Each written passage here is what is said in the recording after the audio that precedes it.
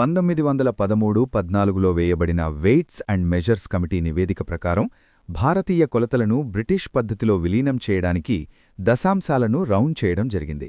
ఉదాహరణకు 1 అంగుళం అంటే 30 బ్రిటిష్ ఇంచ్ అని ఒక సాధారణ అంచనాకు వచ్చారు.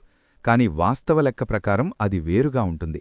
ఈ 0.002 ఇంచ్ తేడా చిన్నదే అనిపించవచ్చు, కాని ఆయగణితంలో దీని ప్రభావం అపారంగా ఉంటుంది.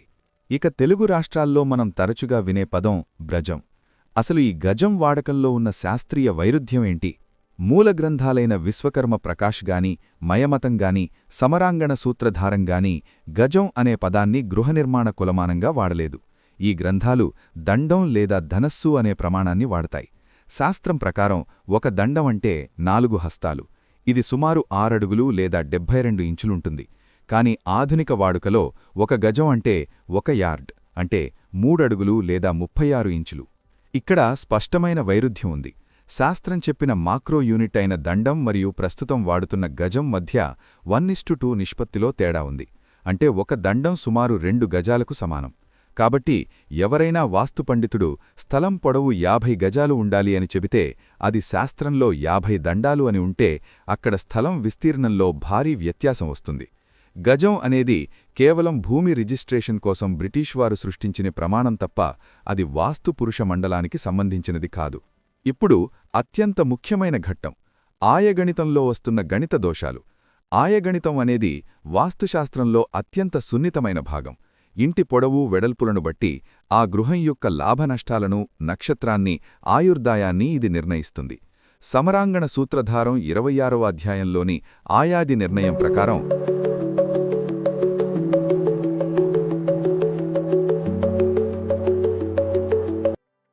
ఆయం అంటే పొడవును 8తో గుణించి 12తో భాగించగా వచ్చిన శేషం. వ్యయం అంటే వెడల్పును 9తో గుణించి 10తో భాగించగా వచ్చిన శేషం. ఇక్కడ పొడవు మరియు వెడల్పు అనేవి హస్తాలలో ఉండాలి. మనం ఒక ఉదాహరణతో ఈ గణిత దోషాన్ని నిరూపిద్దాం.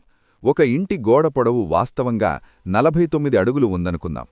ఆధునిక పద్ధతిలో అంటే ఒక హస్తం 18 ఇంచెస్ లేదా 1.5 అడుగులు అని తీసుకుంటే 49 అడుగులను 1.5తో భాగిస్తే 32.66 హస్తాలు వస్తుంది. దీన్ని ఆయసూత్రంలో పెడితే 32.66ను 8తో గుణించి వచ్చిన 261.28ని 12తో భాగిస్తే శేషం సుమారుగా 9 వస్తుంది.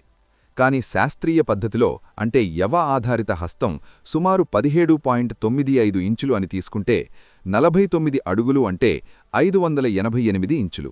దీన్ని 17.95తో భాగిస్తే 32.757 హస్తాలు వస్తుంది.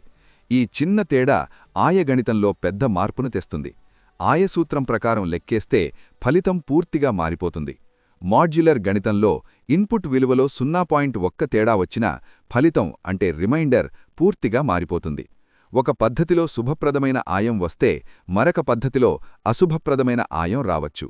ఇన్ని గందరగోళ సిద్ధాంతం మీకు అవసరం లేదని అనుకుంటున్నాను. అయం గురువులారా, మీకు అవసరమా? ఈ ప్రశ్నకు బదులేది? జవాబు చెప్పండి.